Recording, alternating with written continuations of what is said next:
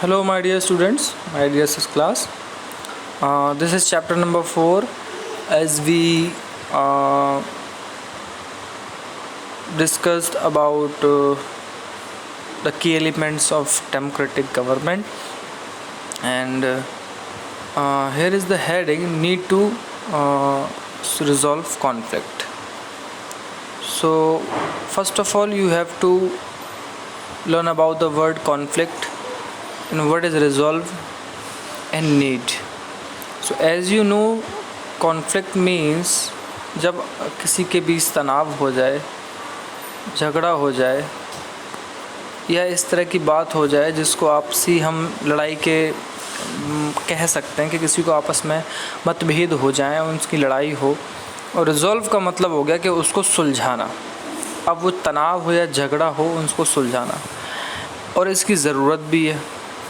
सबसे बड़ी बात ये है कि डेमोक्रेटिक गवर्नमेंट की जब आप बात करोगे तो आप देखेंगे कि सिस्टम किसका है? लोगों का है।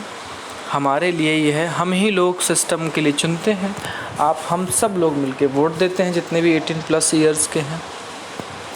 तो कहने का मतलब है कि डेमोक्रेसी इतना अच्छा है एक सिस्टम ऑफ गवर्नमेंट कि जिसमें जो झगड़े हैं, छोटे मोटे तनाव हैं, आपसी मतभेद हैं, जो लड़ाइयाँ हो जाती हैं, हमारी अलग अलग चीज़ों को लेके जो सोच हो या राय होती है, उसको लेके हमारे बीच जो तनाव हो जाता है, उन सबको भी सुलझाने के लिए भी ना डेमोक्रेटिक गवर्नमेंट बहुत अच्छी है। वो कैसे कि चाहे गवर्नमेंट के मंत्री हों, MP MLA हों, पुलिस के लोग हों, IAS अधिकारी हों, या जिनके बीच झगड़ा हुआ हो चाहे वो लोग हों, वो सब आपस में बैठ के अपनी बात सुलझा सकते हैं। और अगर तब भी नहीं सुलझती है तो बेटा हमारे यहाँ कोर्ट में सब लोग जा सकते हैं। कोर्ट एक ऐसी जगह है जहाँ सबको सब चीज़ों का सॉल्यूशन मिलता है, और कोर्ट सबको परफेक्टली देखने के बाद ही डिसीज़न देता है। ठीक है, तो हम वही पढ़ रहे थे, जब माया की कहानी आप पढ़ रहे थे तो आप देख रहे थे किस तरह से कॉन्फ्लिक्ट हो जाते हैं, वॉयलेंस में आ जाते हैं। वॉयलेंस मीन्स हिंसा होता है बेटा, यानी आप मारपीट का यूज़ कर रहे हैं, आप डंडों का यूज़ कर रहे हैं, आप ब्लड मतलब टाइप झगड़ों की तरफ बढ़ रहे हैं, उसे वॉयलेंस कहते हैं। तो ऐसे तनाव, लड़ाई झगड़े कई बार हिंसा का रूप ले लेते हैं। And death because one group decide that it is all right to use force to prevent the other group from the protesting. और यहाँ तक कि मौत भी हो जाती हैं। जैसे आप लास्ट ईयर देखें, दिल्ली में दंगे हो गए थे, और कई बार बंगाल में वॉयलेंस आप देखते हैं। लेकिन ज़रूरी नहीं है कि हर जगह उस चीज़ को सॉल्यूशन मिले। कई बार क्या होता है कि कुछ लोग, एक ग्रुप ऐसे डिसाइड कर लेता है कि उनके लिए तो यही सही है कि वो ताकत के दम पे दूसरे लोगों को रोक लेंगे अपने खिलाफ आने से, ऐसा उनको लगता है। एक ग्रुप डर जाता है, एक ग्रुप के प्रति उनके लिए मनमुटाव ज़्यादा बढ़ जाता है, तो वो वॉयलेंस और डेथ की तरफ हो जाता है मामला। तो ऐसी चीज़ें मतलब क्या पैदा करती हैं? एक नफ़रत घोलती हैं, आपसी जो भाईचारा है, प्रेम है, उसे ख़त्म करती हैं। Conflicts occur when people of different culture, religion, regions और economic background do not get along with the each other. अब कॉन्फ्लिक्ट होते क्यों हैं? भाई सिंपल सी बात है, या तो आप डिफरेंट कल्चर को फॉलो करते हैं, या आपके धर्म अलग अलग हैं, आप अलग अलग एरियाओं से आए हुए लोग हैं, या इकोनॉमिक बैकग्राउंड। इकोनॉमिक मतलब कोई बहुत पैसे वाला है, कोई बहुत गरीब है, कोई मिडिल क्लास है। Do not get along which either, वो एक दूसरे के साथ बेटर फील नहीं करते। लोग भेदभाव करते भी हैं और लोग भेदभाव होने देते भी हैं। और when some among them feel they are being discriminated against, और उनमें से कुछ को क्या लगता है कि उनके साथ भेदभाव हुआ है, उनके साथ भेदभाव हुआ है और लोग भेदभाव कर रहे हैं, लोग इसलिए भी नाराज़ हो जाते हैं। ठीक, फिर आगे क्या है उसमें? पीपल में use violent means to settle their differences. अब वो क्या करते हैं? वो हिंसा का सहारा लेते हैं, लोग इकट्ठे कर लेना, मार धाड़ करना, इस हिसाब से उन्हें लगता है कि वो सही कर रहे हैं। This leads to fear and tension among their other life in area. अच्छा, इस चीज़ से क्या होता है? जो आसपास लोग कॉलोनी में सावधानी से रह रहे हैं, प्यार मोहब्बत से रह रहे हैं, उनको भी डर लगने लगता है, टेंशन हो जाती है कि ये इस तरह से हमारे बीच में किस तरह की घटनाएं हो रही, उनको भी डर लगता है। The government is responsible for helping to resolve conflict. Government help करती है इन सारी चीज़ों को दूर करने के लिए। मैंने आपको बताया था, चाहे पुलिस हो, चाहे अदालत हो, कोर्ट हो, अधिकारी, पुलिस, ये सभी लोग मिलके बैठते हैं और आपसी मेल जोल से वो चीज़ सॉल्व कर लेते हैं। एक let's read about some of the conflict in our society and the role of the government resolving them. अब हम कुछ पढ़ रहे हैं इस तरह की बातें कि हम देखते हैं कैसे वो हमारे यहाँ सॉल्यूशन करती है गवर्नमेंट। ज़रा देखें तो आप, the Indian constitution lay down the basic rules और law that have to followed by everyone. हमारे कॉन्स्टिट्यूशन में ऐसे बहुत से लॉ लिखे हुए हैं, मतलब उनमें मेंशन्ड हैं जो सबको फॉलो करने पड़ते हैं। These laws are for both the government and the people. और ये लॉ सरकार के लिए भी होते हैं, लोगों के लिए भी होते हैं। चाहे कॉन्फ्लिक्ट की बात हो, चाहे आपसी मतभेद की बात हो, have to be resolve according to these law. तो उनको सुलझाने का तरीका उनमें दिया गया है, चाहे वो कोर्ट की प्रक्रिया हो, पुलिस की प्रक्रिया हो, या गवर्नमेंट के ऑफिसर्स या मिनिस्टर्स या किसी इसकी बात हो। ठीक है, तो अब ज़रा उसका एक वो ले लीजिए आप, छोटा सा ब्रीफ कि किस तरह से है कि धार्मिक प्रोसेसन जब होते हैं, प्रोसेशंस होते हैं, मतलब जो हमारे तीज त्यौहार होते हैं, हम मनाते हैं और जो सेलिब्रेशन करते हैं, some time lead to conflict. आप देखते हैं अपने यहाँ हिंदू मुस्लिम तो वैसे ही बहुत चलता है बेटा, कभी ईद पे कुछ हो गया, कभी दुर्गा माँ पे कुछ हो गया, कभी इस पे हो गया, कभी उस पे हो गया, और ये होता ही रहता है। फॉर एग्ज़ाम्पल द रूट ये पता नहीं एक क्यों लिखा है, पोजेशन टेक्स में लीड टू कॉन्फ्लिक्ट। और कई बार जो रास्ता होता है वही लड़ाई की वो बन जाता है जड़। आप देखें कि वहाँ मुस्लिम भी रह रहे हैं या हिंदू भी रह रहे हैं या अदर लोग भी रह रहे हैं, एक लोग सेलिब्रेशन कर रहे हैं तो एक को दिक्कत हो रही है, जब दूसरा सेलिब्रेशन कर रहा है तो पहले वाले को दिक्कत हो रही है। The government particularly the police play an important role in getting representative of the concerned communities to meet and try arrive at the solution। Government हमेशा कोशिश करती है और रोल भी पुलिस का बहुत होता है, क्योंकि पुलिस ही तो बेटा सिक्योर करती है हमें सब चीज़ों से। तो वो अगर शांति से लगा दी जाए तो कोई भी कॉन्फ्लिक्ट इस तरह का नहीं होता है। At times there is fear that violence में इरप्ट। और उसी टाइम पे लगता है, एक डर रहता है कि हो सकता है कि हिंसा हो जाए, लोगों में मारपीट हो जाए और फिर तनाव बढ़ जाए। विथ पीपल थ्रोइंग स्टोन्स और trying to disturb the possession. लोग या तो पत्थर फेंकते हैं या उस जो मतलब तीज त्यौहार मनाया जा रहा है, जो रैली निकल रही है या फिर कोई जुलूस निकल रहा है, प्रोसेशन वही होता है, तो वो उस पर पत्थर भी फेंकते हैं कई बार। The police is responsible for ensuring that violence does not take place. और पुलिस की बेटा जिम्मेदारी बन जाती है कि कोई भी वायलेंस किसी तरह से वहाँ ना हो। तो पुलिस जो है वो गवर्नमेंट के अंडर रोल करती है, पुलिस एक सरकारी डिपार्टमेंट है। तो वही कहा गया है कि गवर्नमेंट का भी रोल होता है कि वो कॉन्फ्लिक्ट को रिजॉल्व करती है। ठीक है, ये बेटा कावेरी रिवर है और कावेरी कई तरह से दो स्टेट के बीच बहती है, कर्नाटका और तमिलनाडु। तो उसमें क्या है कि ऊपरी 30 साल से उनके बीच कॉन्फ्लिक्ट होता रहा है। तो river too can became a source of conflict between state. नदियों का पानी और नदी भी दो स्टेट्स के बीच कॉन्फ्लिक्ट का रीज़न बन जाती हैं। ए रिवर में begin in one state flow through another state. भाई सिंपल सी बात है, जब एक नदी किसी जगह से बह रही है तो दूसरे स्टेट में भी बहेगी। Another and in the state, और वो किसी और जगह जाके फिनिश होती है। The sharing of river water between different state that the river goes through is become an issue of conflict. अब कोई कहता है कि हमारे स्टेट से रिवर होके जा रही है, हम इसका पानी ज़्यादा यूज़ करेंगे।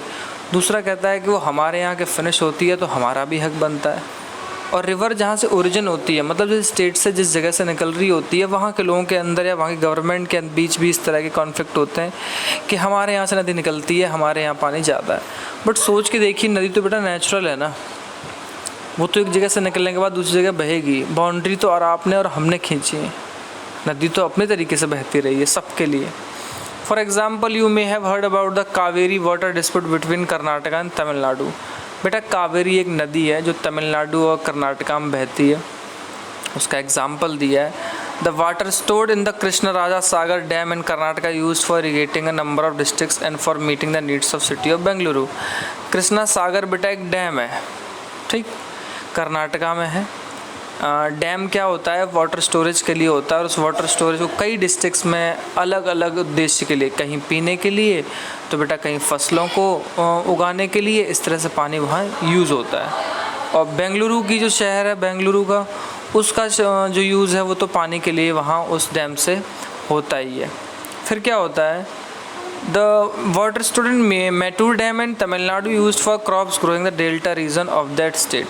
अच्छा, तमिलनाडु में जब वो नदी जाती है बेटा तो वहाँ पे मैटूर डैम बनाया गया और वो फसलों की उगाने के लिए, फसलों को सिंचाई करने के लिए वो पानी यूज़ हो रहा है। A conflict arise because both dams are on the same river. अच्छा, कन्फ्लिक्ट अब ये होता है कि दोनों ही डैम सेम रिवर पे हैं। अगर कोई भी स्टेट पहले डैम बनाएगा तो सिंपल सी बात है वो पानी ज़्यादा स्टोर करेगा, दूसरा भी करेगा, तो बीच का जो रीज़न है वो तो पानी बेटा गया, वो पानी कहाँ से लाएगा। द डाउन स्ट्रीम यानी कि जो लास्ट जहाँ गिरती है नदी, dam in Tamil Nadu can only be filled up if water release from the upstream one located in Karnataka. अब तमिलनाडु में डैम पे पानी तभी तो स्टोर हो सकता है बेटा जब कर्नाटका उस पानी को छोड़ेगा, क्योंकि कर्नाटका में भी कृष्णा सागर डैम है।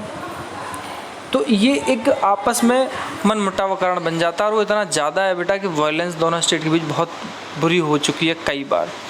Therefore both states can't get as much water as they need for people in their state।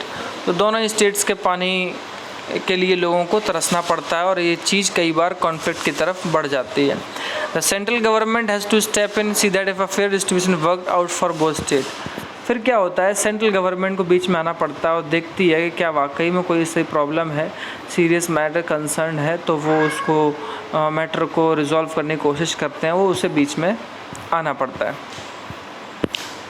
अब वही बात आती है कि इक्वलिटी और जस्टिस की बात, क्या बराबरी का हक है और क्या हमको न्याय मिल रहा है। तो बराबरी का हक आप देखें तो जैसे कावेरी रिवर का आपने बेटा एग्जाम्पल पढ़ा, ठीक। अब आप मुझे ये बताइए, कावेरी रिवर पे अगर इक्वलिटी की बात की जाए तो दोनों स्टेट्स के लोगों का बराबरी हक है। और जस्टिस की बात ये है कि कर्नाटका अगर पानी ज़्यादा स्टोर कर लेगा तो तमिलनाडु को बेटा वाटर मिलेगा कैसे। ये दोनों ही बातें हमारे आ जाती हैं। अब इन दोनों चीज़ों में वर्क कौन करता है, गवर्नमेंट, कोर्ट। देखें तो one of the key ideas of democratic government is commitment to equality and justice. अगर बात करें कि डेमोक्रेटिक गवर्नमेंट की और सबसे इम्पोर्टेंट एलिमेंट कौन से हैं, तो वो इक्वलिटी है, यानी बराबरी। डेमोक्रेटिक गवर्नमेंट कहती है कि हम सब बराबर हैं और सबको न्याय मिलेगा। Equality and justice are inseparable. आप इन दोनों को अलग नहीं देख सकते। अगर इक्वलिटी है, बराबरी है, तो बेटा इनजस्टिस होगा नहीं, और अगर जस्टिस हो रहा है, सबके साथ न्याय हो रहा है, तो सब बेटा बराबर भी है। इसलिए कहते हैं कि दोनों ही चीज़ें लगभग बराबर है। वो स्टोरी थी माया वाली, उसी के बारे में बात कर रहा है। तो ये वही सारी बात है, बस लास्ट में वही कहा गया है इसमें कि जो गवर्नमेंट होती है वो भी रिकॉग्नाइज़ करती है इसको और स्पेशल प्रोविज़न बनाती है ग्रुप के सोसाइटी के लिए, जिससे कोई अनइक्वलिटी ना आए। अगर अनइक्वल है तो गवर्नमेंट उस पर अपने रूल बनाती है। Our society there is a general tendency to value and care for the boy child more than the girl child. अच्छा, हमारे यहाँ सोसाइटी में भी एक टेंडेंसी, एक सोच बनी हुई है कि लड़के को ज़्यादा हम केयर करते हैं लड़कियों से। तो इक्वलिटी और जब वो बात आती है तो यहाँ तो नहीं होगी। गांव में बहुत बार ऐसा होता है कि भाई इंग्लिश मीडियम स्कूल में पढ़ रहा है बट बहन नहीं पढ़ रही है। ऐसा बहुत जगह होता है। हम उनकी बात नहीं कर रहे हैं जो कर रहे हैं ऐसा, हम उनकी बात कर रहे हैं जो नहीं कर रहे हैं। आपको ये चीज़ें अपनी सोसाइटी के साथ रह के सीखनी पड़ेंगी, ठीक है। This means that society does not value the girl and boy child equally and this is unjust. अब सिंपल सी बात है, लड़का एक दो लड़की को बराबर सोसाइटी मानती है नहीं, तो यहीं से अनजस्टिस आ जाता है, अन्याय हो रहा होता है, गलत हो रहा होता है, ठीक। तो बात वही है कि अब ऐसे माहौल में गवर्नमेंट क्या करे। बेटा गवर्नमेंट को चाहिए कि वो गवर्नमेंट ऐसे स्टेप ले, प्रमोट करे जस्टिस को, स्पेशल प्रोविज़न, जिससे कि लड़की जो है अपने इन सारी चीज़ों से उठ के इनजस्टिस से लड़ सके और वो उस चीज़ में अपना हक जता सके। गवर्नमेंट मैंडेटरी कर दे कि सब लड़कियों को पढ़ने स्कूल जाना ही होगा। गवर्नमेंट मैंडेटरी कर दे कि हर लड़की को पढ़ना BA BSc ग्रेजुएशन ज़रूरी है। गवर्नमेंट मैंडेटरी कर दे कि इनको हर तरह की स्वास्थ्य सुविधाएं मिलनी चाहिए। तो आप मुझे ये बताइए, क्या वाकई में वो चीज़ें दूर नहीं हो सकती? बेटी बचाओ बेटी पढ़ाओ जैसी योजना है तो वो किस लिए है? वो इसीलिए हैं कि ये कहा जाता है कि लड़की को पढ़ाएं और बचाएं, क्योंकि हमारे यहाँ जो पर 1000 मेल पे जो गर्ल्स की नंबर है बेटा वो कई जगह कम है। भरतपुर और धौलपुर में तो बहुत ज़्यादा कम है। तो कहने की बात है, जो ये इस तरह की इनइक्वलिटीज़ हैं तो गवर्नमेंट उन चीज़ों पर ध्यान देती है, गवर्नमेंट उस चीज़ों के लिए वर्क करती है। लेकिन अगर सोसाइटी की टेंडेंसी नहीं बदलेगी तो गवर्नमेंट कितना भी कुछ बना ले, हमसे कुछ नहीं हो सकता। तो बस यही सारी चीज़ें थी। चैप्टर दी एंड हो रहा है। बहुत अच्छा लग रहा है कुछ दिन से, क्योंकि सिविक्स में बहुत अच्छे चैप्टर भी आ रहे हैं और आपको भी पढ़ने में अच्छा लग रहा होगा नई नई चीज़ें। आपके आसपास अगर ऐसी इक्वलिटी एंड जस्टिस की बात होती है तो आप भी बोलिए कि नहीं गलत है, लड़का लड़की बराबर है, दोनों को पढ़ाइए लिखाइए, दोनों को हर तरह से अच्छे से नर्चर कीजिए। तो आई थिंक मैंने ऐसे क्वेश्चन आंसर्स आपको PDF में भेज दिए हैं। अगर किसी स्टूडेंट के पास नहीं है तो वो मुझसे कह सकता है, मैं उसे भेज दूँगा। और आज ही चैप्टर हमारा फिनिश हो रहा है। मंडे से हम कुछ नया स्टार्ट करने के लिए सोच रहे हैं, बट उससे पहले ही सोच रहे हैं कि आपका टेस्ट ले लिया जाए। तो आपको इन्फॉर्म कर दिया जाएगा मंडे को, और ये चैप्टर फिनिश हो रहा है। Okay, thank you class.